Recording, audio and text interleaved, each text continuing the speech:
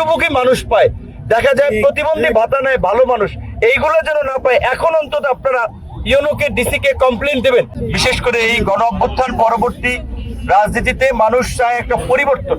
যারা নেতৃত্ব দিবে তারা আগের মতো মানুষের উপরে চাপিয়ে দিবে, মানুষের উপরে খবরদারি করবে। মানুষ এই রাজনীতি চায় না। এইটা এই জুলাই গণ অভ্যুত্থানে গণপ্রতিরোধের মাধ্যমে মানুষ দেখিয়ে দিয়েছে যে মানুষ জনগণের নেতা চায়, জবাবদিহিতামূলক রাজনীতি চায়, জনবান্ধব রাজনীতি চায়। জাতীয় নির্বাচন হয়েছে, আগামীতে স্থানীয় নির্বাচন হবে। আপনারা জাতীয় নির্বাচনে যেমন বিভিন্ন প্রার্থীর জন্য ভোট চেয়েছেন, স্থানীয় নির্বাচনে আবার আপনারা যাবেন। তো এখন জাতীয় নির্বাচনে আপনাদের দল থেকে কেউ এমপি হয়েছে, মন্ত্রী হয়েছে, এবং আপনাদের স্বভাব চরিত্র যদি পরিবর্তন হয়, স্থানীয় নির্বাচনে কিন্তু মানুষ আবার সেটা একটা জবাব দেবে।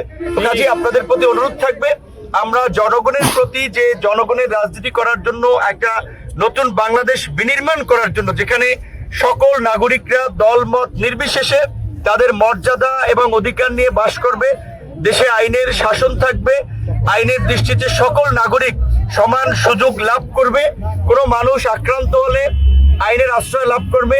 সরকারের যে সামাজিক সুরক্ষামূলক কার্যক্রম, এই যে ঈদের আগে বিজেপি দেওয়া হবে, বয়স্ক ভাতা দেওয়া হয়, বিভিন্ন ধরনের সহযোগিতা, এগুলো আপনারা প্রশাসনকে সহযোগিতা করবেন যেন প্রকৃত ভুক্তভোগী মানুষ পায়।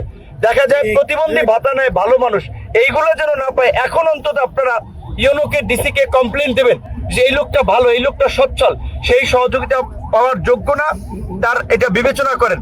এবং এই সরকারের যে, আমরা যেহেতু সরকারের সাথে আছি, কাজেই সরকারের চিন্তা ভাবনা হচ্ছে মানুষের জন্য কাজ করে, মানুষের মন জয় করা, মানুষের সমর্থন ধরে রাখা। আপনারা দেখেছেন ইতিমধ্যেই সরকার প্রত্যেক উপজেলা ইউনোদের মাধ্যমে খাল খননের জন্য লিস্ট চেয়েছে। তো আপনাদের যদি চোখের দৃষ্টিতে থাকে যে এই খালটা খনন করলে এই এলাকার কৃষক উপকৃত হয়, ফসল উৎপাদন ভালো হবে, আপনারা সেটা ইউনোর কাছে তালিকা দেন যে এই খালটা আমাদের খনন করা দরকার। এই সরকার যেটা কমিটমেন্ট করেছে যে ফ্যামিলি কার্ড, মানে প্রত্যেক মানুষকে যে 2000 2500 টাকা করে সহায়তা করা, সেটা ইতিমধ্যে এই 10 মাস থেকে শুরু হবে। এই সরকার কমিটমেন্ট করেছে যে কৃষক কার্ড, সরকার তার কমিটমেন্ট অনুযায়ী মানুষের পাশে দাঁড়ানোর চেষ্টা করতেছে। সুতরাং আপনাদের আচরণ সেই রকম হতে হবে।